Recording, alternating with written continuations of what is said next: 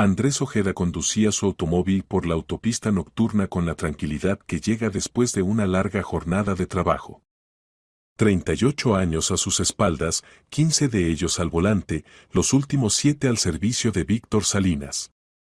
El empresario confiaba en él plenamente, y Andrés justificaba esa confianza con cada kilómetro, cada giro, cada decisión tomada en la carretera. El día de hoy había sido tenso. Salinas se había reunido con socios hasta entrada la noche, discutiendo un nuevo contrato con una compañía farmacéutica. Andrés esperaba en el coche, hojeando noticias en el teléfono, de vez en cuando mirando las ventanas iluminadas del centro de negocios. Cuando Víctor finalmente salió, el cansancio se leía en cada uno de sus movimientos. A casa, Andrés. Y descansa tú también. Mañana continuaremos. Andrés asintió, dejó a su jefe en la mansión de la urbanización exclusiva y se dirigió a su casa.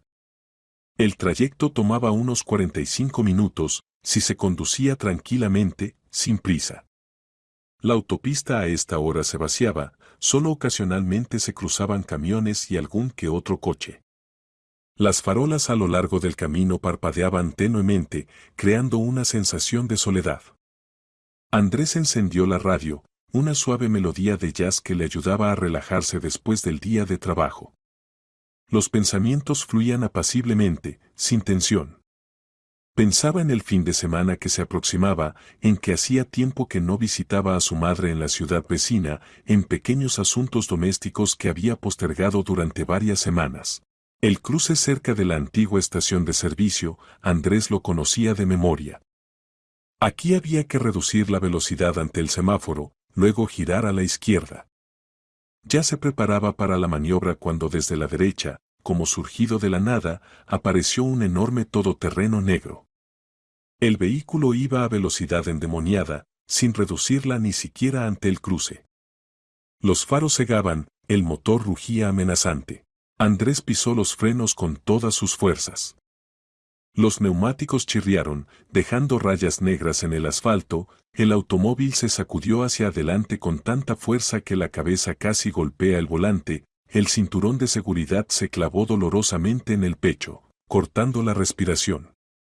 El todoterreno pasó literalmente a unos centímetros del capó, cortándole el paso tan descaradamente que a Andrés se le cortó el aliento. El corazón latía frenéticamente, las manos se aferraban al volante con fuerza mortal. ¿Pero qué haces, imbécil?, maldijo entre dientes apretados, sintiendo cómo la adrenalina se extendía por sus venas. Normalmente Andrés no reaccionaba ante la grosería en las carreteras. Su profesión le había enseñado a mantener la calma en cualquier situación, a no dejarse llevar por las emociones, a no entrar en conflictos viales. Pero ahora algo en su interior hizo clic. Esto no era simplemente la maniobra de un temerario, no era el error habitual de un conductor distraído. Era una desfachatez abierta, una demostración de fuerza, un desafío. El adelantamiento había sido tan atrevido, tan calculado, que Andrés sintió, aquí había algo que no cuadraba. El todoterreno se alejó a toda velocidad, dejando tras de sí una nube de polvo, pero Andrés alcanzó a ver la matrícula. Más bien, intentó verla. El marco trasero estaba sucio, los números se leían mal, como si estuvieran deliberadamente salpicados de barro, pero memorizó los 3 primeros símbolos y el contorno general.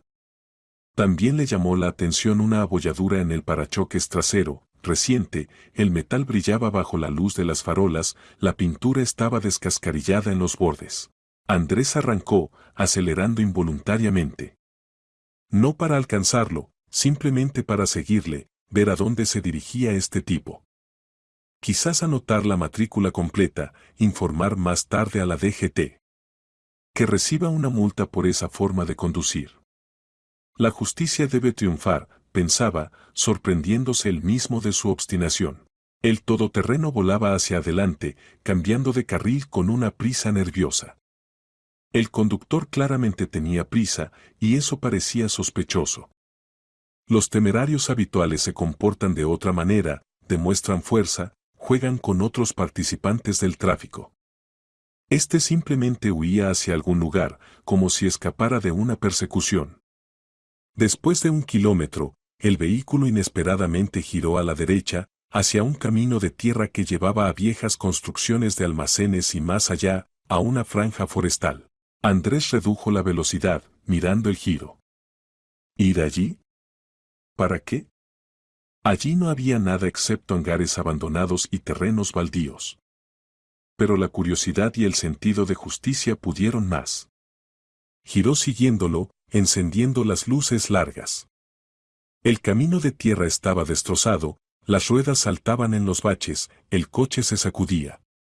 Adelante parpadeaban las luces rojas del todoterreno, acercándose y alejándose. Andrés sentía cómo la tensión aumentaba con cada segundo. Pasaron 800 metros.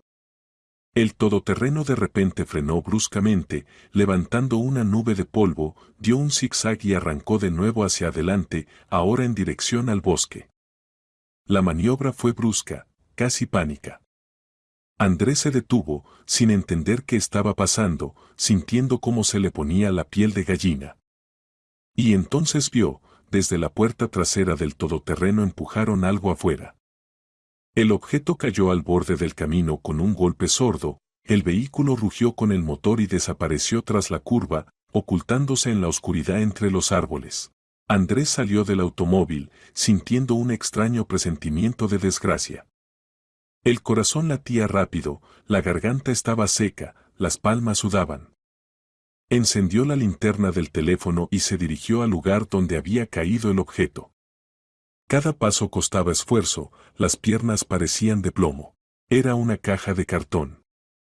Ordinaria, marrón, ligeramente abollada, con cinta adhesiva rasgada en los bordes. Andrés se detuvo a 1 metro de ella, escudriñando la oscuridad, tratando de entender qué podría ser. Y entonces escuchó un sonido.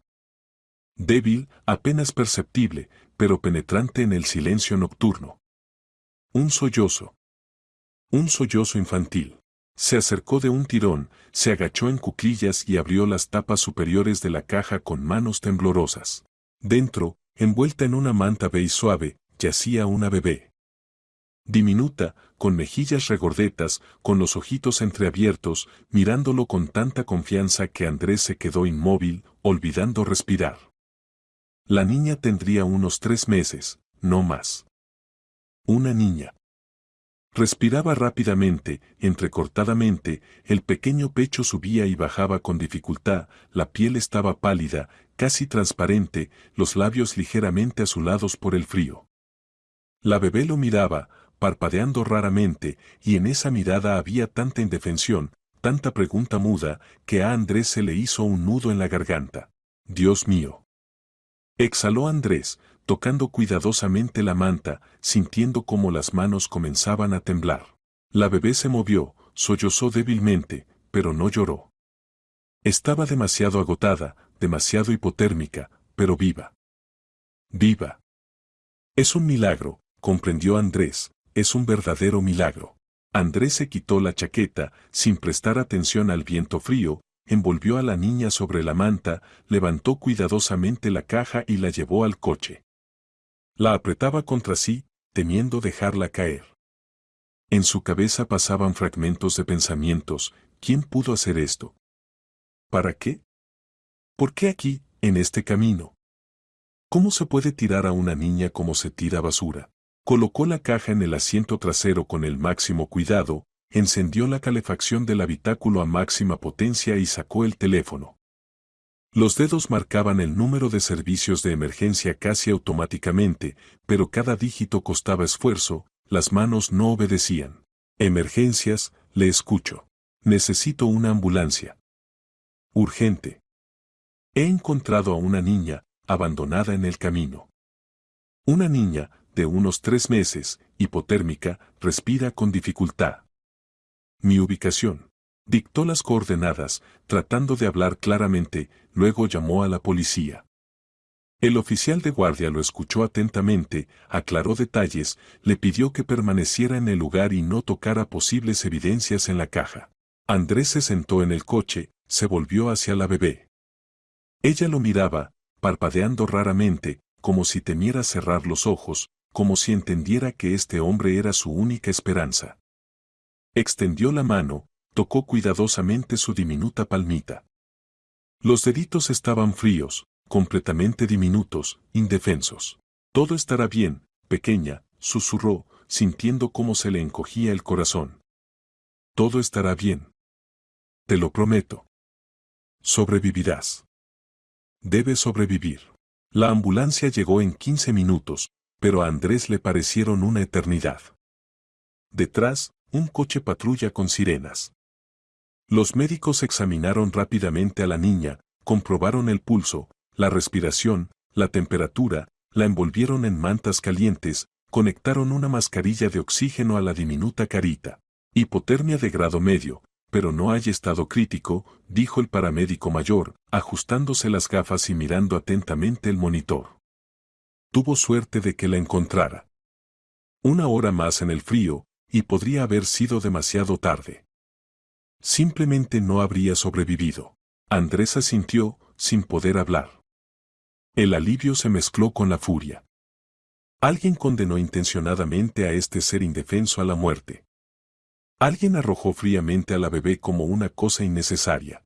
Los policías comenzaron a inspeccionar el área, colocando conos, tomando fotografías, recogiendo muestras del suelo.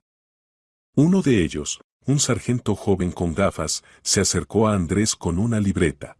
Cuénteme todo en orden. Cada detalle.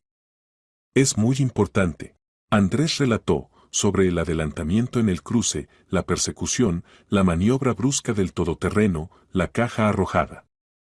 Describió el vehículo con el máximo detalle, mencionó los números de la matrícula que recordaba, mencionó la abolladura en el parachoques, incluso las manchas de barro en el marco de la matrícula. El sargento anotaba todo, asintiendo, luego sacó la radio y transmitió la descripción al oficial de guardia. Su voz era tensa, profesional. 40 minutos después llegó el investigador. El coronel Olegario Moreno, un hombre de unos 50 años, con cabello canoso y mirada experimentada de operativo, de quien era imposible esconderse. Escuchó a Andrés en silencio, luego examinó la caja que los expertos ya habían comenzado a estudiar, haciendo anotaciones, fotografiando cada centímetro. Hay rastros en la caja, informó la criminalista, una mujer baja en traje protector y guantes de goma. Cinta adhesiva rasgada, arañazos de un objeto metálico, posiblemente joyas o reloj. Y huellas dactilares. Parciales, pero bastante claras. Moreno asintió, se volvió hacia Andrés, mirándolo con atención. ¿Estuvo aquí por casualidad? Sí. Regresaba a casa después del trabajo. Simplemente iba por mi ruta habitual. ¿Dónde trabaja? Conductor. Para Víctor Salinas. El coronel arqueó las cejas, su rostro mostró sorpresa por un momento. ¿El empresario Salinas? Sí. Moreno reflexionó, luego con un gesto llamó al sargento, le dijo algo en voz baja. El sargento asintió y se alejó, sacando el teléfono. Es libre, Ojeda, dijo el coronel después de una pausa. Pero mañana por la mañana venga a la comisaría. Necesitaremos aclarar detalles, hacer un retrato robot del conductor, si lo vio. Lo vi. Vagamente, a la luz de los faros, pero lo vi. Excelente. Lo esperamos a las 9 de la mañana. No llegue tarde. Andrés asintió, se sentó en el coche y condujo a casa. Pero no pudo dormir. Yacía en la oscuridad del dormitorio, recordando los ojos de la bebé, su respiración tranquila, los deditos fríos, la mirada confiada. ¿Quién pudo hacer eso con una niña? ¿Y por qué precisamente aquí, en este camino? Las preguntas se alineaban en su cabeza, no dejándolo en paz. Por la mañana, exactamente a las 9, Andrés estaba en la comisaría de policía. Lo llevaron a una oficina donde ya estaban sentados Moreno y un joven investigador, que se presentó como Daniel Carmona. En la mesa había fotografías, documentos, un portátil con pestañas abiertas. Siéntese, ofreció Moreno, señalando una silla. Hay noticias. No muy agradables. Andrés se sentó, mirando tenso al coronel, sintiendo cómo aumentaba la ansiedad.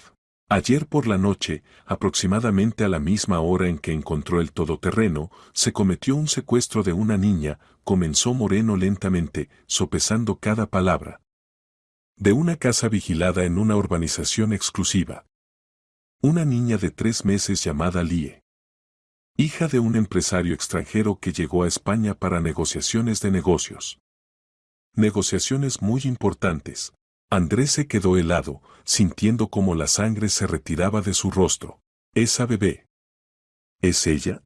La descripción coincide completamente. El análisis de ADN aún está en curso, pero estamos casi seguros al 99%. Encontró a una niña secuestrada, Ojeda. Le salvó la vida. ¿Pero por qué tirarla? No entendió Andrés, sintiendo como todo daba vueltas en su interior. Si la secuestraron por un rescate. Esa es precisamente la cuestión, intervino Carmona, inclinándose hacia adelante. La lógica se rompe. El secuestro fue cuidadosamente planeado, neutralizaron a la seguridad profesionalmente, sin ruido. Pero luego, pánico, prisa, arrojan a la niña en el camino. Algo salió mal. Algo los asustó. Moreno asintió. Posiblemente, la persecución comenzó más rápido de lo que esperaban. O comprendieron que los estaban identificando. La niña se convirtió en una carga, se deshicieron de ella. Pero no la mataron, eso es importante. Monstruos, susurró Andrés entre dientes. De acuerdo, respondió secamente el coronel. Pero ahora necesitamos su ayuda. Hagamos un retrato robot del conductor. Cada detalle puede ser importante. Las siguientes 2 horas Andrés las pasó recordando detalles. El rostro del conductor lo había visto vagamente, a la luz de los faros y las farolas, pero recordaba algo: mandíbula cuadrada, corte de pelo corto, constitución masiva, hombros anchos. Carmona trabajaba con el programa, seleccionando rasgos, corrigiendo según las palabras de Andrés, cambiando pacientemente los detalles. ¿Así? Preguntó, girando el monitor. Andrés miró fijamente. Sí, parecido. Rostro tosco, mirada pesada, pómulos anchos, nariz corta. Sí. Aproximadamente así. Muy parecido. Carmona asintió, guardó el archivo, lo envió a la base de datos. Después de unos minutos, el sistema dio una coincidencia con una probabilidad del 87%. Íñigo Burgos, leyó Carmona de la pantalla. 36 años. Detenido varias veces por gamberrismo, peleas, conducir ebrio, causar lesiones corporales. Última condena, hace 3 años, sentencia suspendida. Ahora trabaja. No está claro dónde. Oficialmente no figura en ningún sitio. Vive en un apartamento alquilado. Moreno tomó una impresión de la fotografía de Burgos de la base de datos, la colocó delante de Andrés. ¿Es él? Andrés estudió la imagen atentamente. Sí, muy parecido. Los mismos rasgos, la misma mirada pesada. Creo que sí. Casi seguro. Excelente. Emitimos búsqueda inmediatamente. El coronel dio la orden y en la jefatura comenzó un trabajo activo. Andrés se sentó a un lado, observando cómo los empleados contactaban con cámaras de vigilancia, verificaban bases de datos, analizaban rutas, hacían llamadas. Carmona le trajo café en un vaso de papel, se sentó a su lado en una silla. Hizo bien, Ojeda. No tuvo miedo, no pasó de largo. Eso vale mucho. ¿Y cómo podría ser de otra manera? Se encogió de hombros Andrés, bebiendo el café amargo. Había una niña allí. Una niña viva. Muchos habrían pasado de largo. Créame, por mi experiencia. La gente teme los problemas, no quiere verse involucrada con la policía, con testimonios, con juicios. Es más fácil no darse cuenta. Andrés guardó silencio, bebiendo café. Llamaron a la puerta de la oficina, entró una mujer en bata blanca, la experta criminalista Isabel Melcher.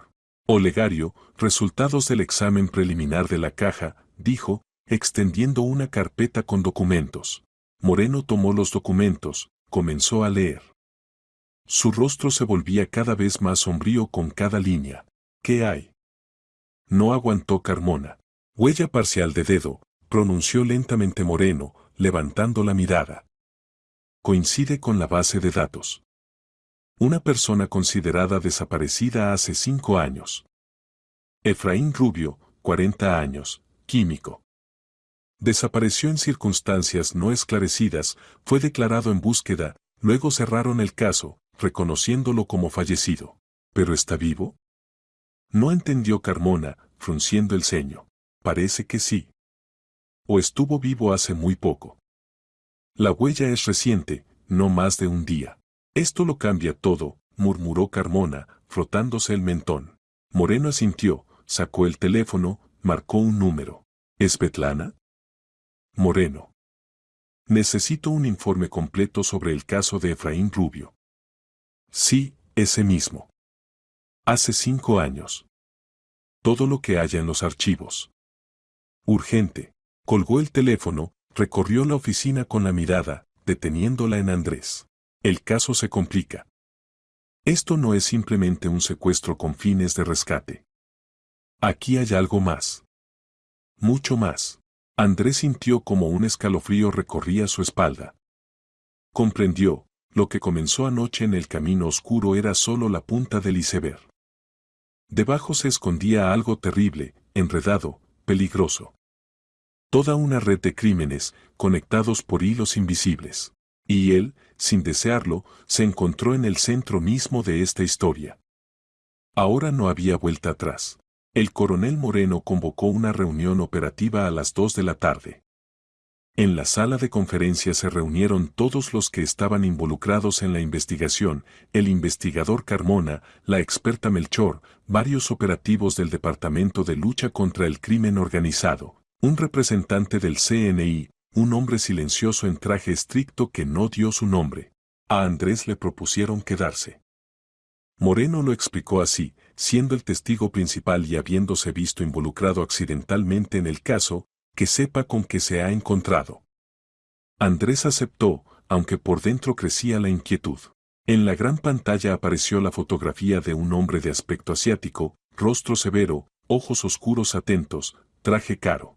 Adam Len, comenzó Moreno. 44 años, ciudadano de Singapur. Posee un gran paquete de acciones de una corporación farmacéutica especializada en el desarrollo de medicamentos raros. Llegó a España hace 3 días para participar en negociaciones cerradas sobre la producción conjunta de un nuevo medicamento para una enfermedad genética rara. El medicamento promete ser un avance, el beneficio potencial son miles de millones de dólares. La siguiente diapositiva, fotografía de una mujer, joven, con cabello oscuro y ojos tristes. Sarah Len, 32 años, esposa de Adam. Vino junto con su marido y su hija de 3 meses, Lie. Ayer por la noche, alrededor de las 8, cuando Adam estaba en una reunión en el centro de negocios, 2 desconocidos con máscaras irrumpieron en la casa alquilada. Aturdieron al guardia con una descarga eléctrica, ataron a la niñera y la encerraron en un cuarto auxiliar. Sara en ese momento estaba en el baño del segundo piso. Al oír ruido, bajó y vio como uno de los criminales sacaba a Lie del cuarto infantil. Sara intentó detenerlos, pero la empujaron, cayó, se golpeó la cabeza con el borde de la mesa. Mientras volvía en sí, los criminales desaparecieron. Andrés escuchaba, imaginando con horror a esta mujer, su miedo, su impotencia. Una madre que no pudo proteger a su hijo. Llamaron urgentemente a Adam, continuó Moreno. Llegó en 20 minutos. Para entonces la policía ya estaba en el lugar. Declararon plan de interceptación, levantaron todos los puestos, comenzaron a revisar las cámaras de vigilancia. Y esto es lo que descubrimos. En la pantalla apareció una grabación de cámara de vigilancia. Cruce, hora vespertina, los coches se mueven pausadamente. Luego irrumpe en el cuadro un todoterreno negro, corta bruscamente el paso al coche de Andrés, y sigue adelante. Esto es 10 minutos antes de que girara al camino de tierra, explicó Carmona. ¿Ve la matrícula? Andrés miró fijamente. La placa era visible claramente, pero los números parecían extraños, demasiado brillantes, antinaturales. Falsa, dijo Moreno. Marco con números intercambiables. Los usan profesionales para confundir rastros. Pero encontramos 2 cámaras más que captaron este todoterreno antes. En una de las grabaciones se ve cómo el vehículo sale del distrito donde está la casa de la familia Lin. El tiempo coincide. Entonces, son definitivamente ellos, dijo uno de los operativos. Sin duda. La marca está establecida, Toyota Land Cruiser, negro, modelo de hace 8 años. Abolladura en el parachoques trasero. Por la base verificamos todos los vehículos similares en la ciudad y la provincia. Salieron varios propietarios, pero la mayoría de las coartadas fueron confirmadas. Quedó un sospechoso, Íñigo Burgos. Su todoterreno figura en búsqueda desde el año pasado por falta de pago de multas. Último lugar de registro, un garaje privado en las afueras. ¿Fuimos allí?, preguntó Carmona. Ya lo verificamos, respondió Moreno. El garaje está vacío. Los vecinos dicen que Burgos apareció allí hace un mes, luego desapareció. Pero hay una pista. Uno de los testigos vio a Burgos hablando con un hombre de mediana edad, corpulento, con chaqueta cara. La descripción coincide con Máximo Torres. En la pantalla apareció una nueva fotografía. Un hombre de unos 40 años, con rostro redondo, ojos pequeños y sonrisa complaciente. Máximo Torres, 41 años, presentó Moreno. Empresario criminal. Oficialmente posee varios talleres mecánicos y una empresa de construcción. Extraoficialmente, está conectado con negocios en la sombra, contrabando, lavado de dinero. Fue acusado 3 veces, pero los casos se desmoronaron por falta de pruebas o desaparición de testigos. Muy cauteloso, muy peligroso. ¿Cree que es el organizador?, preguntó el representante del CNI, dando voz por primera vez. Creo que sí. Torres no trabaja solo. Tiene una red de ejecutores, conexiones en diferentes esferas. Un secuestro de este nivel requiere planificación, recursos, información. Alguien informó a los criminales dónde se alojaba la familia Lin, cuál era el horario del día, cuando la seguridad era más débil.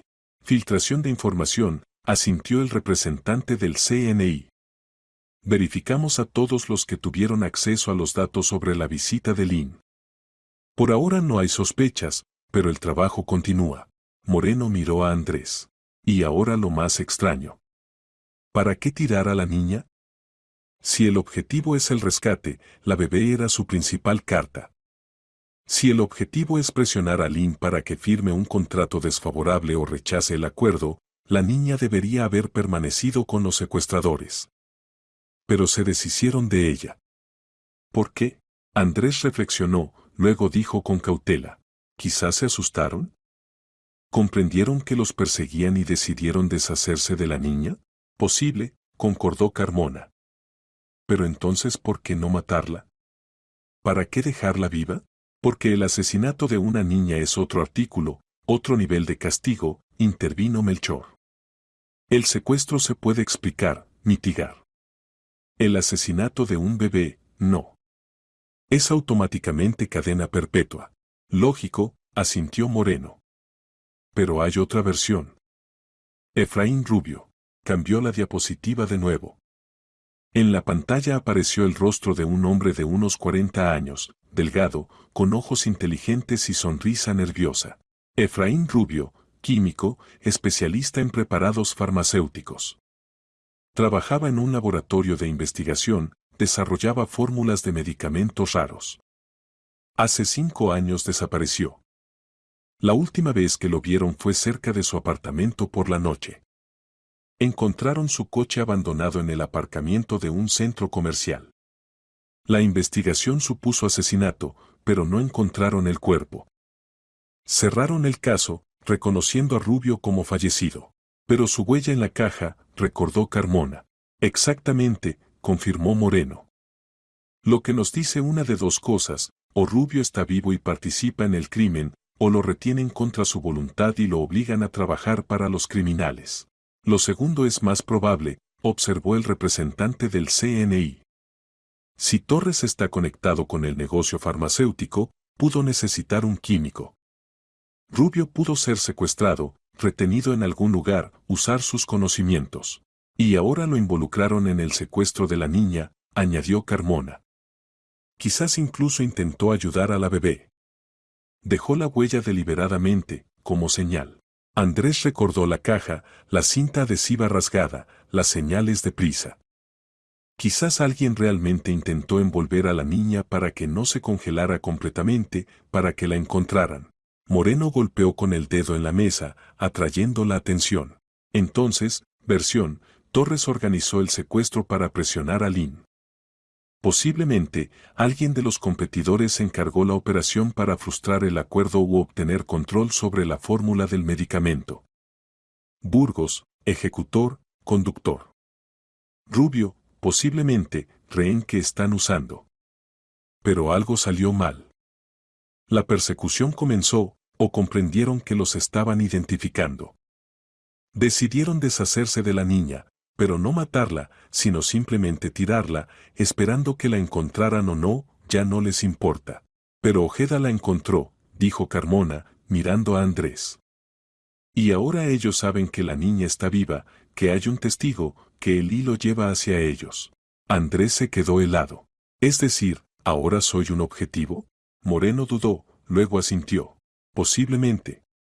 Por eso pondremos vigilancia cerca de su casa. Y le pediremos que sea máximamente cuidadoso. Ninguna desviación de la ruta, ningún encuentro con desconocidos.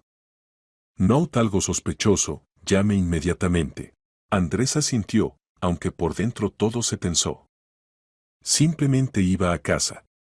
Simplemente se detuvo junto a la caja. Y ahora su vida se había dado la vuelta. La reunión terminó. Andrés salió del edificio, se sentó en el coche y condujo a su casa.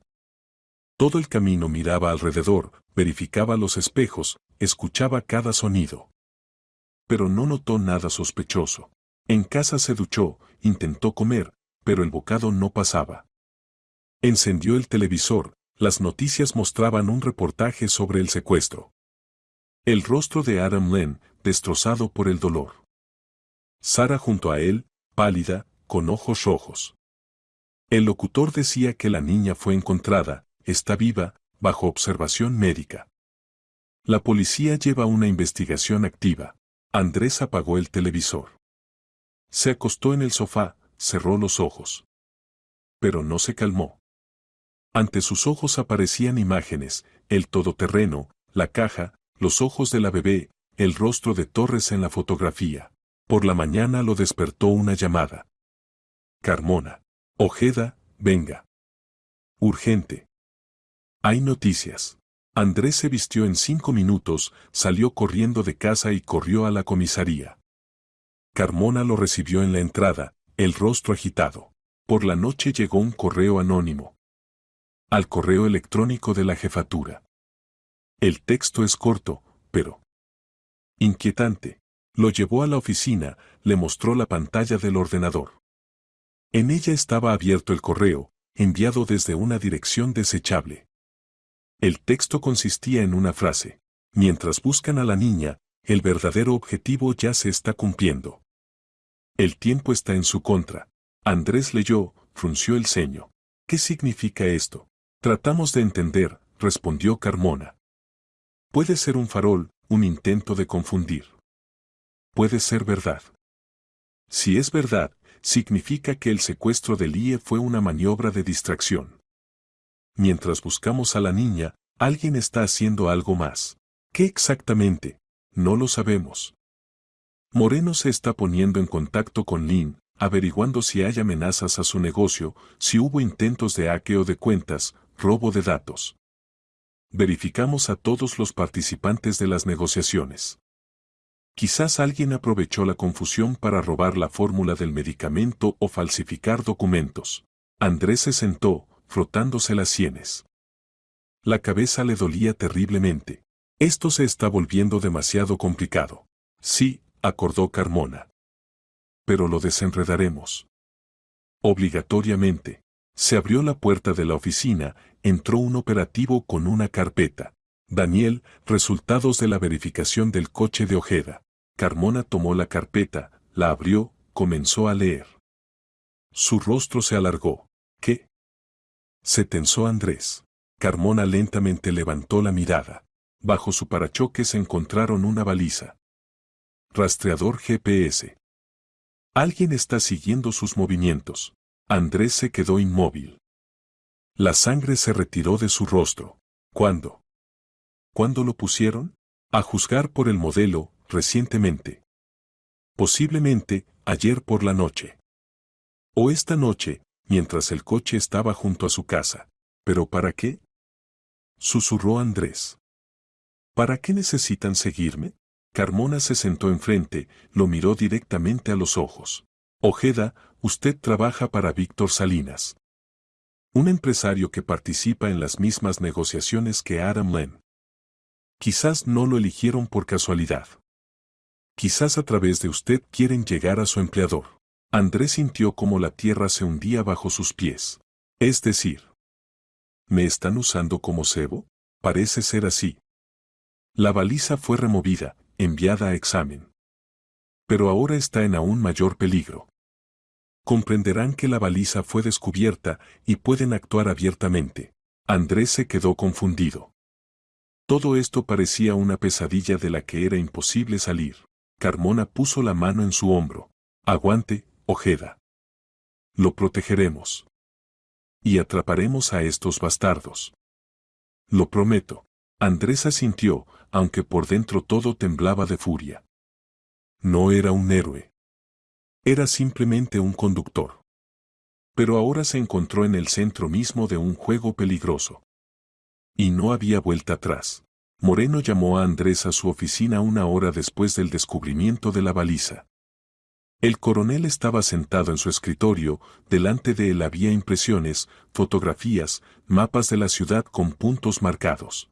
Siéntese, Ojeda, señaló con la cabeza hacia la silla. Necesitamos hablar seriamente. Andrés se sentó, sintiendo cómo la tensión aumentaba con cada segundo. La situación se ha complicado, comenzó Moreno, juntando las manos sobre la mesa. Analizamos todos los datos y llegamos a la conclusión, usted no es una figura casual en esta historia. Lo eligieron específicamente. ¿Pero por qué precisamente a mí? No aguantó Andrés. No molesto a nadie, simplemente trabajo como conductor. Precisamente por eso, respondió Moreno. Víctor Salinas participa en negociaciones sobre el preparado farmacéutico junto con Adam Len. Son socios en el acuerdo. Si frustran el contrato con uno, el otro también sufrirá. Al secuestrar a la hija de Lynn, los criminales crearon el caos, distrajeron la atención. Y a través de usted pueden llegar a Salinas, obtener acceso a sus documentos, planes, información. Andrés sintió como el frío se extendía por su cuerpo. ¿Quiere decir que pueden atacar a Víctor? ¿O usarlo como palanca de presión? Imagine, lo secuestran, amenazan su vida y exigen que Salinas les entregue datos confidenciales o rechace el acuerdo. O al contrario, lo obligan a hacer algo bajo amenaza de represalia. No traicionaré a Víctor. Lo sé, dijo Moreno tranquilamente. Pero ellos no lo saben. Lo están comprobando, estudiando, buscando puntos débiles. La baliza es solo el primer paso. Luego vendrán amenazas, intentos de contacto, posiblemente ataque directo. ¿Qué debo hacer? Moreno miró pensativamente a Andrés. Tenemos un plan. Arriesgado, pero puede funcionar. Queremos usarlo como cebo. Andrés se estremeció. ¿Como cebo? Sí. Usted continúa viviendo su vida normal, trabaja, conduce por la ciudad. Pero al mismo tiempo está bajo constante vigilancia de nuestros operativos. Cuando los criminales intenten hacer contacto o atacar, los atraparemos. Rápido, claramente, sin víctimas. ¿Y si algo sale mal? Minimizaremos los riesgos. Llevará un transmisor, cerca siempre habrá un grupo de captura. Ante la menor amenaza intervendremos. Andrés guardó silencio, reflexionando. Era peligroso. Muy peligroso. Pero si rechazaba, los criminales de todos modos llegarían hasta él. O hasta Salinas. De acuerdo, finalmente dijo. Acepto. Moreno asintió con respeto. Es un hombre valiente, Ojeda. Lo apreciamos. Carmona entró en la oficina, sosteniendo en las manos un pequeño dispositivo, un botón negro con un microchip dentro. Este es el transmisor, explicó. Lo coseremos en su chaqueta. Transmite sonido y coordenadas. Radio de acción, 5 kilómetros. La batería dura 3 días. Si algo, presione el centro del botón 2 veces seguidas, es señal de alarma. Andrés tomó el botón, lo giró entre los dedos. Una cosa diminuta, y de ella depende su vida. ¿Cuándo empezamos? Esta noche, respondió Moreno. Llevará documentos a Salinas a su casa de campo. Hora, las 8 de la noche. Lugar alejado, pocos testigos, ideal para un ataque. Difundiremos información a través de un canal verificado para que los criminales se enteren de su viaje. ¿Filtración deliberada? Sí. Filtración controlada. Picarán el anzuelo. Andrés salió de la jefatura con un sentimiento pesado. El botón transmisor ya estaba cosido en su chaqueta por dentro, imperceptiblemente. Se sentó en el coche, arrancó el motor y condujo a casa. Por el camino miró alrededor varias veces, pero no notó nada sospechoso. En casa llamó a Salinas, explicó la situación. Víctor escuchó en silencio, luego suspiró pesadamente. Andrés, no quiero que te arriesgues por mí. Víctor, esto ya no es solo por usted. Secuestraron a una niña. Retienen a una persona como rehén durante 5 años. Hay que detenerlos. Tienes razón. Pero ten cuidado. Si algo, pagaré cualquier protección, cualquier abogado. Eres valioso para mí, Andrés. Gracias, respondió tranquilamente Andrés y colgó. La noche llegó rápidamente. A las 7 Andrés se vistió, verificó el transmisor, tomó la carpeta con documentos supuestamente importantes que entregó Carmona y salió de casa. El coche estaba en el lugar habitual. Se sentó al volante, arrancó el motor y condujo hacia la urbanización de campo donde estaba la casa de Salinas. El camino tomó 40 minutos. La oscuridad se espesaba, las farolas a lo largo de la autopista parpadeaban raramente. Andrés encendió la radio, tratando de distraerse, pero la música no ayudaba. El corazón latía, las palmas sudaban. Giró al camino de tierra que llevaba a la urbanización. Aquí no había cámaras, no había luz, solo la negrura del bosque a los lados. Lugar ideal para una emboscada. Recorrió 1 kilómetro. 2. 3. Nada. Quizás no vendrán. Quizás el plan fracasó. Y entonces adelante, desde detrás de la curva, salió un todoterreno negro. El mismo. Andrés reconoció la abolladura en el parachoques, reconoció la silueta del vehículo. El todoterreno frenó bruscamente, bloqueando el camino. Andrés se detuvo a 10 metros. Las puertas del todoterreno se abrieron, salieron 2 hombres. Uno, Burgos, reconocible por su figura masiva. El segundo, bajo, en chaqueta oscura, con capucha en la cabeza. Burgos caminaba hacia el coche de Andrés confiadamente, en la mano brilló un cuchillo. Andrés apretó el volante, preparándose para lo peor. Pero recordaba las instrucciones, no resistirse, no provocar, dar tiempo a los operativos. Burgos se acercó a la puerta del conductor, golpeó con el puño el cristal. Sal. Rápido. Andrés lentamente abrió la puerta, salió. Burgos lo agarró por el cuello, lo giró de cara al capó, lo presionó contra el metal. ¿Dónde está? Rugía, poniendo el cuchillo en el cuello de Andrés. ¿Tú viste? Recogiste la caja. Habla, ¿a quién la entregaste? Andrés trataba de respirar uniformemente, no mostrar miedo. La niña fue recogida por la policía. Simplemente la encontré y llamé a la ambulancia. Eso es todo. Mientes. Burgos presionó el cuchillo más fuerte, arañando la piel. ¿Sabes algo? Nos viste. ¿Recordaste? El segundo hombre se acercó más, quitó la capucha. Andrés reconoció el rostro de la fotografía, Máximo Torres. Corpulento, con ojitos malvados. Íñigo, cálmate, dijo Torres con voz uniforme. Hablemos con el hombre amistosamente. Miró a Andrés. Ojeda, ¿verdad? Conductor de Salinas.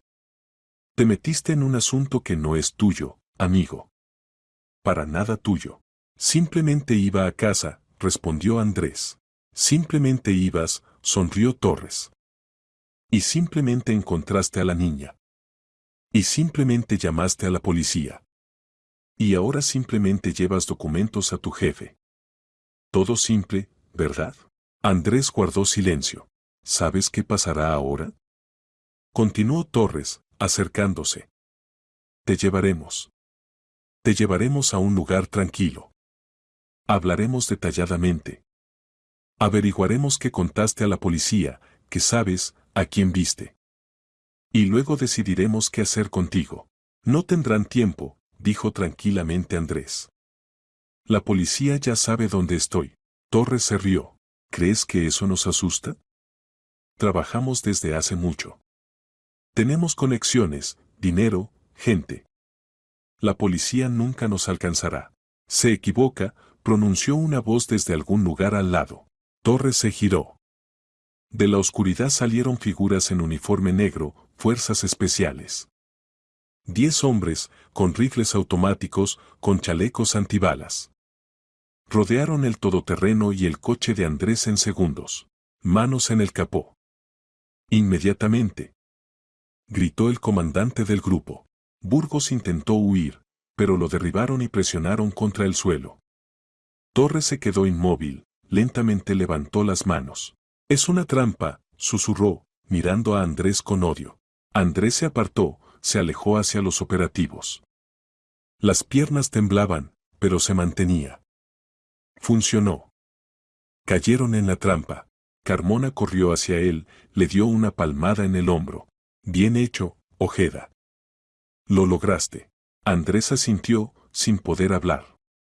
La adrenalina aún bullía en la sangre, el corazón latía como loco. Esposaron a Torres y Burgos, los llevaron a los coches.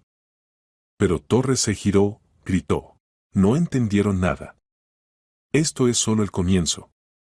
No saben lo que realmente está pasando. Moreno, que había llegado después, sonrió. Ya contarás. Detalladamente. Se llevaron a los criminales. Andrés se sentó en su coche, pero no podía conducir, las manos temblaban. Carmona se sentó a su lado. Descansa. Luego iremos.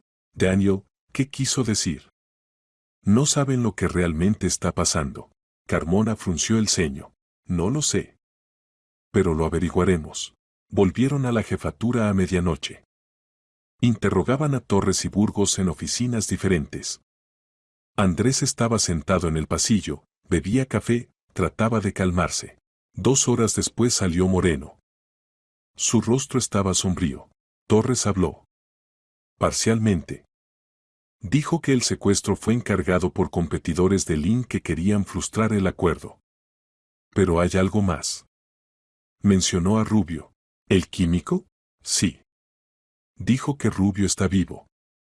Lo retienen en un almacén, lo obligan a trabajar en la fórmula del preparado. Torres se negó a decir dónde exactamente, pero encontramos una pista. En su teléfono había una geolocalización, un viejo almacén industrial en las afueras. Vamos allí ahora mismo. Andrés se levantó. Voy con ustedes. Ojeda, ¿estás cansado? Quédate. No. Quiero ver el final de esta historia. Moreno lo miró, luego asintió. De acuerdo. Pero mantente atrás. No hagas heroicidades. Salieron en 10 minutos. Columna de 4 coches, fuerzas especiales, operativos. El almacén estaba en la zona industrial, abandonada y desierta. Se acercaron silenciosamente, sin sirenas, rodearon el edificio. Moreno dio la orden, y los combatientes irrumpieron dentro. Andrés esperaba afuera, escuchando los sonidos. Gritos, estruendo, disparos, uno, otro. Luego silencio. Carmona salió del almacén, sosteniendo a un hombre delgado con cabello despeinado y mirada vacía. Rubio. Vivo. Está aquí, dijo Carmona. Lo tenían en el sótano. 5 años. Andrés se acercó más. Rubio apenas se sostenía en pie, hablaba incoherentemente, pero las palabras eran terribles. Querían matar a la niña. La dejaron porque los perseguían. Ella sobrevivió de milagro. Moreno abrazó a Rubio por los hombros. Ya, Efraín. Todo terminó. Eres libre. Rubio lloró, sin sonido, convulsivamente. Andrés se giró, sin poder mirar esas lágrimas. La operación terminó. Los criminales capturados. Rubio liberado. Lie salvada. Pero dentro de Andrés no había triunfo. Solo cansancio y un extraño vacío. Los siguientes días pasaron en constantes interrogatorios, elaboración de protocolos, verificación de evidencias. Andrés daba testimonios, respondía preguntas de los investigadores, reconstruía la cronología de los eventos. Cada vez que recordaba esa noche en el camino de tierra, veía ante sus ojos la carita de Lie, su mirada confiada. A Efraín Rubio lo colocaron en el hospital. 5 años de encierro lo habían destruido física y moralmente. Los médicos decían que la recuperación tomaría meses, quizás años.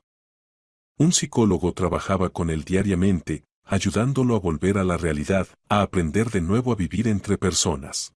Torres y Burgos estaban en el centro de detención. Los interrogaban continuamente, reuniendo pruebas, construyendo la cadena de crímenes. Gradualmente el cuadro se volvía más claro. Moreno llamó a Andrés a la jefatura una semana después de la operación en el almacén. El coronel se veía cansado, pero satisfecho.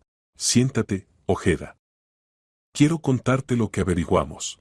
Andrés se sentó, escuchando atentamente. Torres habló. No de inmediato, pero bajo la presión de las evidencias y los testimonios de Rubio comenzó a confesar. La historia es así. Hace 5 años lo contrataron un grupo de empresarios en la sombra, conectados con compañías farmacéuticas. Querían obtener acceso a desarrollos de preparados raros para vender fórmulas a competidores o chantajear a los creadores. Rubio trabajaba en una fórmula única de medicamento para una enfermedad genética. Lo secuestraron, lo retuvieron en el almacén, lo obligaron a continuar las investigaciones en secreto de las estructuras oficiales. Y cuando apareció Adam Lin vino a España para firmar un contrato con varias compañías, incluyendo aquella en la que trabajaba Rubio antes del secuestro. A Torres le ordenaron frustrar el acuerdo. El secuestro de la niña debía ser la palanca de presión, o Lin rechaza el contrato, o su hija sufre. Pero algo salió mal. ¿Qué exactamente? La policía reaccionó más rápido de lo esperado. Levantaron el plan de interceptación instantáneamente, pusieron puestos en todas las salidas. Burgos llevaba a la niña al lugar acordado, pero comprendió que lo seguían. Se asustó. Decidió deshacerse de Lie para facilitarse la tarea. Torres afirma que no ordenó tirar a la niña, que fue iniciativa de Burgos. Pero es imposible verificarlo. Estaban dispuestos a matar a la bebé, dijo Andrés. Sí. Pero no lo hicieron. Quizás despertó la conciencia. Quizás simplemente se acobardaron ante tal artículo. En cualquier caso, Lie sobrevivió gracias a ti. ¿Y Rubio? ¿Cómo está conectado con la caja? A Rubio lo tenían en el mismo almacén a donde llevaban a la niña. Cuando Burgos trajo a Lie, Efraín la vio. Comprendió que podrían matarla. Intentó ayudar. La envolvió mejor discretamente, dejó la huella del dedo en la caja, esperando que la policía comprendiera, aquí está involucrado alguien más, alguien de los desaparecidos. Fue un grito de ayuda. Andrés se imaginó a este hombre agotado, que había languecido en cautiverio durante años, intentando salvar a una niña ajena. El corazón se le encogió de compasión. Es un héroe, dijo tranquilamente Andrés. Sí, acordó Moreno. Y ahora es libre.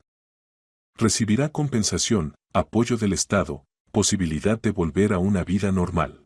También llegamos a Milena Tavares. Una mujer que trabajaba en el aeropuerto. La detuvieron anteayer. Falsificaba documentos para sacar a la niña del país después del secuestro. Debía recibir por esto una suma grande. Ahora coopera con la investigación, da testimonios contra Torres. Moreno continuó. Ojeda, el caso se está cerrando. Todas las figuras principales detenidas, pruebas reunidas, la niña devuelta a los padres. Solo queda el proceso judicial. ¿Cuándo es el juicio? En 2 meses. Te llamarán como testigo. Tendrás que dar testimonios. Estoy listo. Moreno sonrió, por primera vez en todo el tiempo de conocerse. Eres una buena persona, Andrés. Gracias por la ayuda. Sin ti no habríamos desenredado esta red tan rápido. Andrés asintió, se levantó, estrechó la mano del coronel y salió de la oficina.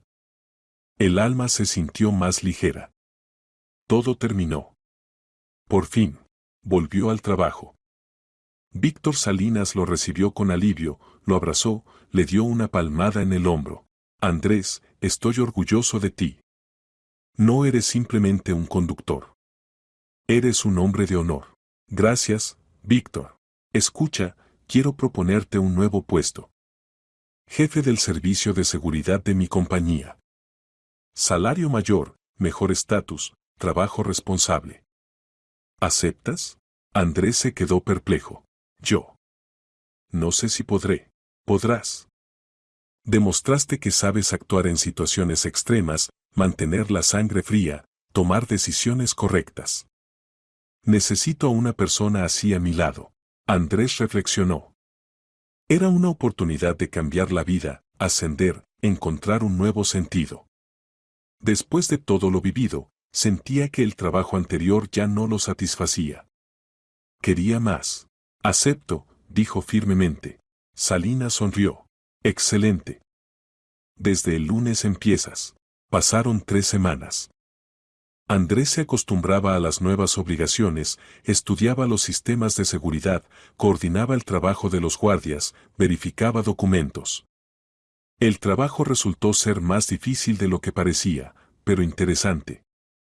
Se sentía necesario, útil. Una noche lo llamó Carmona.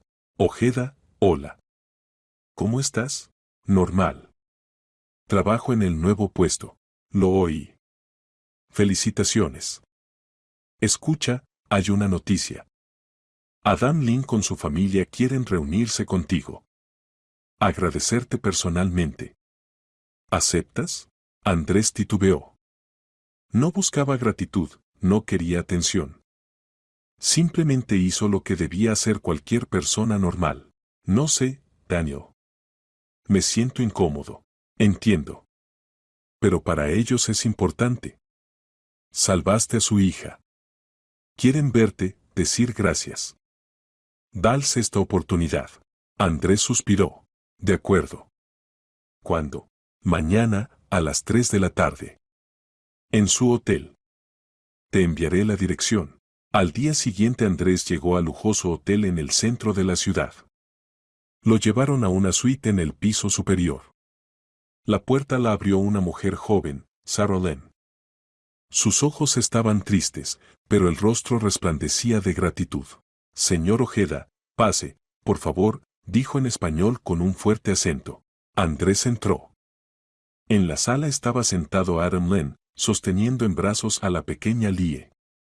La niña estaba vestida con un mono rosa, miraba alrededor con ojitos curiosos.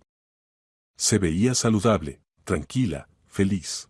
Adam se levantó, se acercó a Andrés, extendió la mano. Gracias, dijo simplemente, pero en esa palabra había tantas emociones. Estrecharon las manos. Sara se acercó más, tomó la mano de Andrés. Salvó a nuestra hija. Nunca olvidaremos esto.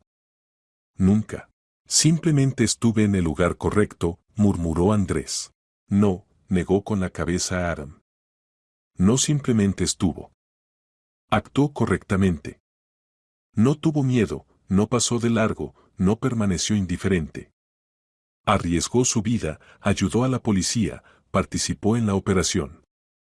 Es un héroe. Andrés bajó la mirada. La palabra héroe sonaba demasiado fuerte, demasiado pomposa. No se sentía héroe. Simplemente una persona que hizo lo que era correcto. Aaron volvió al sofá, se sentó, apretando a Lie contra su pecho. La niña bostezó, cerró los ojitos. Sabe, señor Ojeda, continuó Adam más bajo, cuando me informaron del secuestro, pensé que la perdería para siempre. Estaba dispuesto a dar todo, dinero, negocios, contratos. Todo. Con tal de que regresara. Y cuando la policía dijo que la encontraron viva, no lo creí. Parecía imposible. Sara se sentó junto a su marido, acariciando a su hija en la cabeza. Los médicos decían que 1 hora más en el frío, y habría sido demasiado tarde. Salvó su vida en el sentido literal. Andrés guardó silencio, sin saber qué responder. Simplemente asintió. Aaron sacó del bolsillo un sobre, se lo extendió a Andrés. Esto es para usted. Una pequeña gratitud. Andrés abrió el sobre. Dentro había una suma considerable, tal que no ganaba en 1 año. No puedo aceptar esto, dijo, devolviendo el sobre. ¿Por qué? Porque no lo hice por dinero. Lo hice porque así había que hacerlo. Adán sonrió tristemente. Lo sé. Precisamente por eso es digno de este dinero. Tómelo. Compre un apartamento, un coche, ayude a sus familiares. Que este dinero vaya al bien. Andrés titubeó, luego tomó el sobre. Gracias. Hablaron otra hora más, bebieron té, compartieron impresiones. Sara contaba cómo fue difícil vivir esas horas terribles, cómo se culpaba a sí misma, cómo no podía dormir hasta que devolvieron a Lie. Adam hablaba de que el contrato finalmente fue firmado, que el medicamento sería lanzado a producción, que esto salvaría miles de vidas. Ve, dijo, mirando a su hija, incluso del horror pueden hacer algo bueno. Lie está viva. Los criminales están castigados. Rubio es libre. El medicamento será creado. Todo encajó. Andrés asintió. Sí, todo encajó. No de inmediato, no simplemente, pero encajó. Al despedirse, Aram le estrechó la mano de nuevo. Si alguna vez está en Singapur, venga a visitarnos. Estaremos encantados de verlo. Sin falta, prometió Andrés, aunque comprendía que difícilmente estaría alguna vez en Singapur. Salió del hotel, se sentó en el coche y estuvo mucho tiempo sentado, mirando por la ventana. El sobre yacía en el bolsillo, pesado, como un ladrillo. Dinero que cambiaría su vida. Pero lo principal no era el dinero. Lo principal es que hizo la elección correcta. Y eso era más importante que todo. Arrancó el coche y condujo a casa, sintiendo una extraña calma. Por delante estaba el juicio, testimonios, posiblemente nuevas preguntas. Pero ya no había miedo. Había seguridad, lo superaría. Superaría todo. El juicio se celebró 2 meses después, como prometió Moreno. El proceso tenía lugar en el juzgado de la ciudad, en una gran sala con techos altos y filas de bancos para espectadores. Los periodistas llenaron las primeras filas, las cámaras chasqueaban continuamente. El caso causó enorme resonancia: secuestro de la hija de un empresario extranjero, red criminal, liberación de rehén, acto heroico de un conductor común. Los periódicos abundaban en titulares, los canales de televisión dedicaban reportajes. Andrés estaba sentado en la sala de testigos, tratando de no prestar atención a las cámaras y miradas curiosas. A su lado estaba sentado Efraín Rubio, todavía delgado y pálido, pero ya más vivo, con mirada consciente. En 2 meses se había fortalecido un poco, comenzó a hablar con más confianza, a recuperar la memoria sobre la vida pasada. Los psicólogos trabajaban con él diariamente, ayudándolo a superar las consecuencias del largo encierro. En el banquillo de los acusados estaban sentados 3, Máximo Torres, Íñigo Burgos y Milena Tavares. Los 3 eran acusados por un caso penal, grupo criminal organizado. Torres miraba al suelo, evitando las miradas. Burgos apretaba las mandíbulas, claramente enfadado con todo el mundo. Tavares estaba sentada aparte, con la cabeza agachada, su abogada le decía algo en voz baja al oído. La mujer se veía abatida, asustada, evidentemente comprendiendo la gravedad de lo hecho. La jueza, una mujer mayor con rostro severo y cabello canoso, abrió la sesión. Leyeron las acusaciones: secuestro de persona mediante conspiración previa por grupo de personas, extorsión, creación de comunidad criminal y participación en ella, privación ilegal de libertad de Efraín Rubio, circulación ilegal de armas, amenazas de aplicación de violencia. Tavares era acusada de complicidad, falsificación de documentos para sacar a la niña del país y participación en actividades de comunidad criminal. El fiscal, un hombre de mediana edad en traje oscuro, habló primero. Enumeraba metódicamente los hechos, presentaba pruebas, grabaciones de cámaras de vigilancia, testimonios de testigos, conclusiones de expertos, evidencias materiales. La caja en la que encontraron a Lie. Las huellas dactilares de Rubio. La baliza instalada en el coche de Andrés. Grabaciones de conversaciones telefónicas de Torres. Documentos falsos fabricados por Tavares.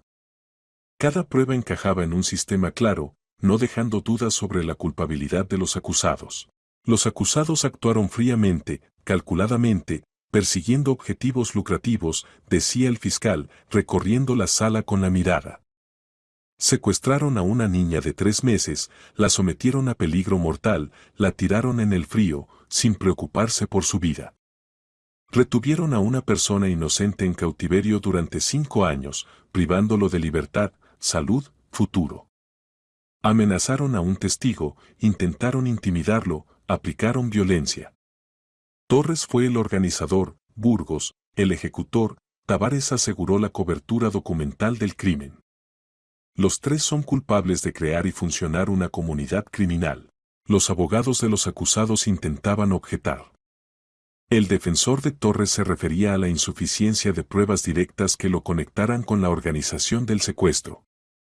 El abogado de Burgos insistía en que su defendido actuó bajo órdenes, bajo presión.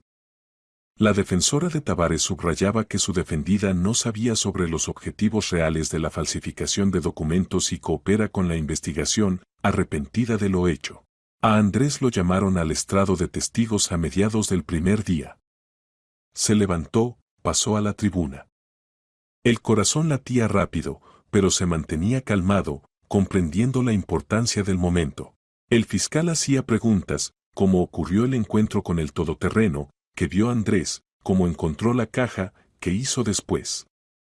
Andrés respondía claramente, sin emociones innecesarias, tratando de transmitir los hechos con la máxima precisión. Contó sobre el adelantamiento en el cruce, sobre la persecución, sobre cómo vio la caja arrojada, sobre su horror al descubrir a la niña. «Ciudadano Ojeda, ¿tuvo miedo cuando descubrió a la niña?», preguntó el fiscal. Sí. Pero el miedo pasó rápidamente. Lo principal era salvar a la niña. Era tan pequeña, indefensa. No podía simplemente irme. ¿Comprendía que podría convertirse en objetivo de los criminales? No de inmediato. Pero cuando comprendí, de todos modos continué ayudando a la policía. Porque era lo correcto. No se podía permitir que estas personas quedaran impunes. El abogado de Torres intentó desacreditar el testimonio de Andrés, haciendo preguntas capciosas. No pudo haberse equivocado en la descripción del vehículo, ¿está seguro de los detalles? ¿No tenía motivos para inculpar a su defendido? Andrés respondía calmadamente, sin ceder a las provocaciones. Recordaba cada detalle de esa noche demasiado claramente como para dudar de sus palabras. La jueza interrumpió al abogado. Suficiente. El testigo dio testimonios exhaustivos. Pasemos al siguiente testigo. Andrés volvió a su lugar, sintiendo alivio. Lo más difícil había pasado. Las manos dejaron de temblar, la respiración se niveló. Al día siguiente llamaron a Efraín Rubio. Caminaba hacia la tribuna lentamente, apoyándose en un bastón. Los médicos le permitieron participar en el proceso, pero advirtieron no esforzarse. Cada paso le costaba esfuerzo, El cuerpo aún no se había recuperado de los largos años de encierro. Rubio contaba una historia terrible, como lo secuestraron hace 5 años justo cerca de su casa, lo aturdieron, lo llevaron al almacén. Como lo obligaban a trabajar en fórmulas, amenazando con represalias. Como intentó escapar, pero lo atrapaban y castigaban. Como gradualmente perdió la cuenta del tiempo, olvidó las caras de sus seres queridos, dejó de tener esperanza. Como perdió la fe en el rescate, se resignó al destino de cautivo, pensando que moriría en ese sótano. Cuando vi a esa bebé, decía Rubio, tragando lágrimas, comprendí que no podía permitir su muerte. Ya había perdido mi vida. Pero ella todavía podía vivir. Hice todo lo que pude, la envolví más cálidamente, dejé mi huella en la caja, esperando que la policía me encontrara a través de esto. Era mi última oportunidad. Y me encontraron. La sala escuchaba en completo silencio. Incluso los periodistas dejaron de hacer clic con las cámaras. Algunas mujeres en la sala se secaban las lágrimas. La historia de Rubio calaba hasta los huesos, 5 años de vida robados por criminales despiadados. El abogado de Burgos intentó objetar. Ciudadano Rubio, usted afirma que mi defendido participó en su retención. ¿Pero hay pruebas directas? ¿Quizás se equivoca? Rubio lentamente giró la cabeza, miró a Burgos con mirada larga y pesada. Lo vi docenas de veces. Traía comida, vigilaba el almacén, me golpeaba cuando me negaba a trabajar. Estaba allí casi cada semana. Memoricé su rostro para siempre. Cada rasgo. Cada cicatriz. Es imposible olvidarlo. Burgos se estremeció, quiso gritar algo, pero el escolta lo retuvo, ordenándole sentarse. Luego llamaron a Adam y Sarah Lynn. Adam se mantenía con dignidad, respondiendo a las preguntas del fiscal clara y brevemente. Sara apenas se contenía. Lloraba, contando sobre esas horas terribles de incertidumbre, cuando no sabía si su bebé estaba viva, cuando cada minuto parecía una eternidad, cuando se culpaba a sí misma por no haber protegido a su hija. Pensé que me volvería loca, decía Sara entre lágrimas. No podía comer ni dormir. Simplemente esperaba. Oraba. Tenía esperanza. Y cuando la policía informó que encontraron a Lie viva, no lo creí. Me parecía que era un sueño, que ahora despertaría y todo resultaría ser mentira. Adam abrazó a su esposa por los hombros, ayudándola a calmarse. La jueza declaró un receso para que Sara pudiera recomponerse. El proceso duró una semana. Cada día traía nuevos testimonios, nuevos detalles. Interrogaron al guardia que estaba de guardia la noche del secuestro y recibió un golpe de descarga eléctrica. Interrogaron a la niñera Astor Dellen, que contó cómo la ataron y encerraron en el cuarto auxiliar, cómo escuchaba el llanto de Lie y no podía hacer nada. Su voz temblaba de dolor y culpa. Escucharon los discursos finales de las partes. El fiscal exigía para Torres 15 años de régimen cerrado, para Burgos 10 años de régimen ordinario, para Tavares 4 años con circunstancias atenuantes. Los abogados pedían clemencia, refiriéndose al arrepentimiento, a que la niña está viva y sana, a la disposición de los acusados de redimir la culpa. La jueza se retiró a deliberar. La sala se congeló en espera. Andrés estaba sentado junto a Rubio, apretándole silenciosamente el hombro. Efraín temblaba, se ponía nervioso, temía que los criminales recibieran un castigo demasiado leve, que la justicia no triunfara. 2 horas después la jueza volvió. Se levantó, leyó la sentencia con voz pausada y severa.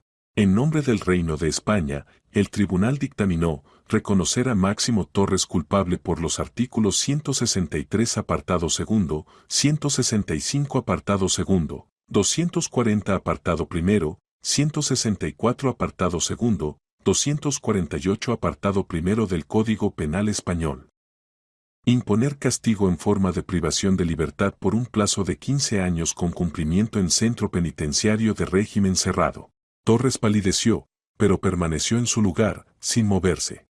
Reconocer a Íñigo Burgos culpable por los mismos artículos. Imponer castigo en forma de privación de libertad por un plazo de 10 años con cumplimiento en centro penitenciario de régimen ordinario. Burgos bajó la cabeza. Sus hombros se sacudieron en risa histérica, ya fuera por rabia o por desesperación. Murmuraba algo para sí, pero no se podían distinguir las palabras. Reconocer a Milena Tavares culpable de complicidad por los artículos 163 apartado segundo y 240 apartado primero del Código Penal Español. Considerando la asistencia activa a la investigación, el reconocimiento completo de culpa y el arrepentimiento, imponer castigo en forma de privación de libertad por un plazo de 3 años en suspenso con periodo de prueba de 2 años. Tavares sollozó, cubrió su rostro con las manos. Su abogada la abrazó por los hombros, diciéndole algo en voz baja. La mujer asentía, lloraba, agradecía. La jueza anunció varios puntos más: confiscación de los bienes de Torres obtenidos por medios criminales, pago de compensaciones a los perjudicados, Efraín Rubio y la familia Lin, prohibición a Burgos de ciertas actividades después de la liberación. Luego golpeó con el martillo. La sesión ha terminado. La sentencia entra en vigor legal después de que expire el plazo de apelación. La sala se alborotó. Los periodistas se precipitaron hacia la salida, discutiendo la sentencia, garabateando notas en libretas, dictando materiales en grabadoras. Andrés se levantó, estrechó la mano de Rubio. Todo terminó, Efraín. La justicia triunfó. Rubio asintió, secándose las lágrimas con un pañuelo. Gracias, Andrés. Si no fuera por usted, me habría quedado en ese sótano. Para siempre. No hay que agradecer. Simplemente hicimos lo que debíamos. Cada uno en su lugar. Salieron de la sala juntos. En la calle los esperaban Moreno y Carmona. El coronel le estrechó la mano a Andrés, le dio una palmada en el hombro. Buen trabajo, Ojeda. Caso cerrado. Criminales castigados. Ahora puedes vivir tranquilo. La amenaza ha pasado. Gracias, Olegario. Por todo. Por el apoyo, por la protección. Moreno sonrió. Gracias a ti. Sin tu ayuda no habríamos podido tan rápido. Eres un verdadero profesional. Y simplemente una buena persona. Carmona se acercó, abrazó a Andrés por los hombros amistosamente. Nos vemos, Ojeda. Si necesitas algo, llama. Siempre encantado de ayudar. Sin falta, Daniel. Andrés se sentó en el coche y condujo. Primero pasó por casa, se cambió de ropa, tomó té, tratando de calmarse después de la tensión de los últimos días. Luego se dirigió al hospital donde Lie pasaba el último examen antes de la partida. Adam y Sara lo recibieron en el pasillo, lo abrazaron, agradecieron una y otra vez. La bebé dormía en el cochecito, con mejillas rosadas, saludable, viva. Andrés se sentó cerca, tocó cuidadosamente su manita. Lie abrió los ojitos, lo miró y sonrió, con una sonrisa infantil sin dientes, pura. Nos vamos pasado mañana, dijo Adam. Pero nunca lo olvidaremos, Andrés. Se convirtió en parte de nuestra familia. Para siempre. Y yo no los olvidaré, respondió Andrés, mirando a la niña dormida.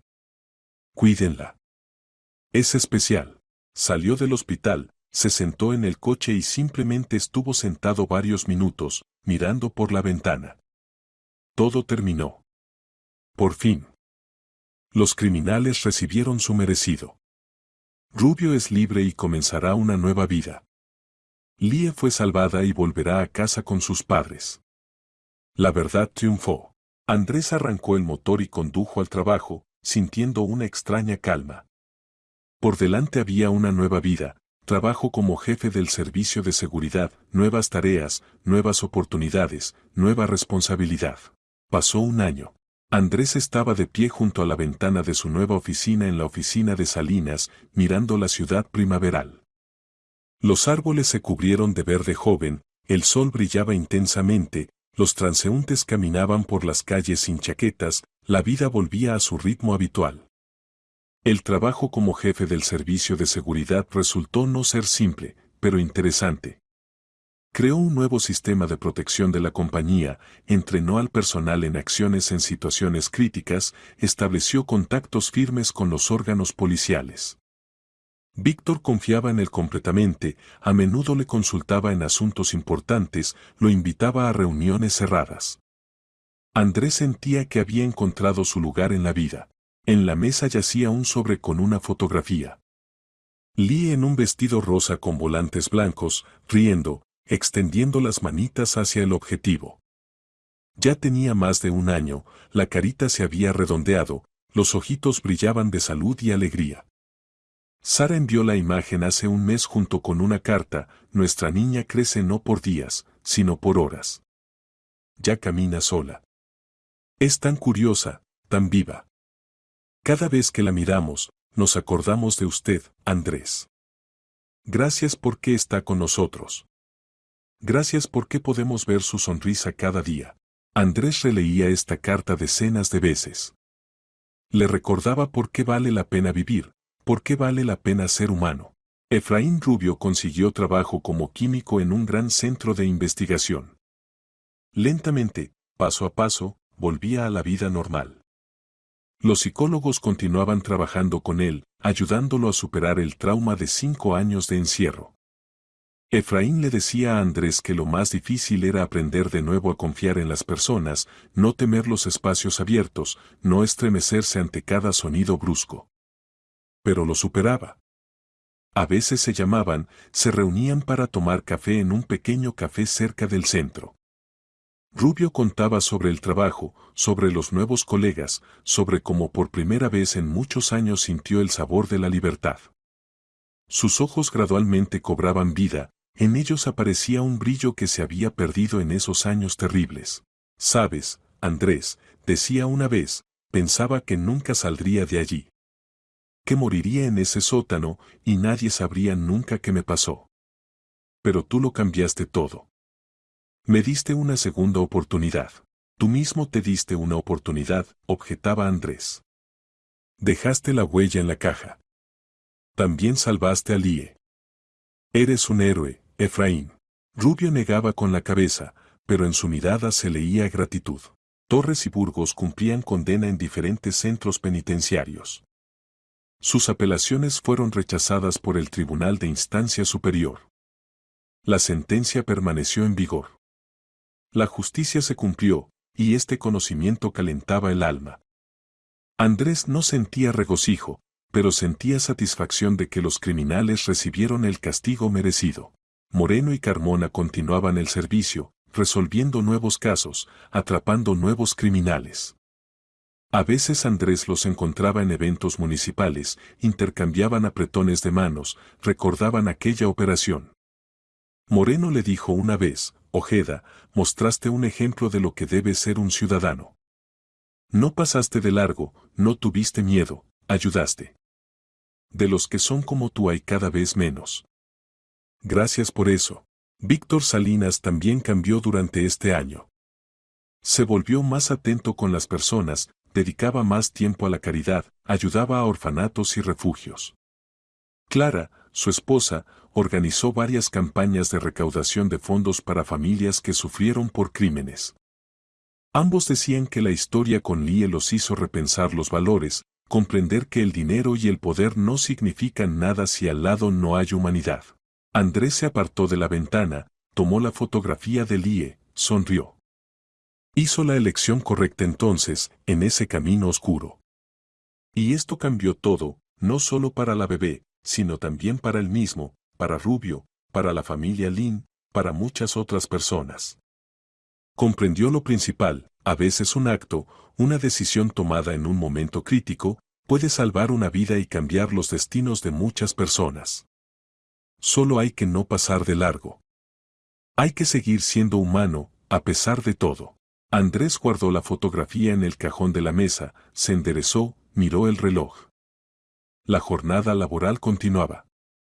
Por delante había nuevas tareas, nuevos desafíos. Pero ahora sabía con seguridad, pase lo que pase, siempre hará la elección correcta, porque así actúan las personas.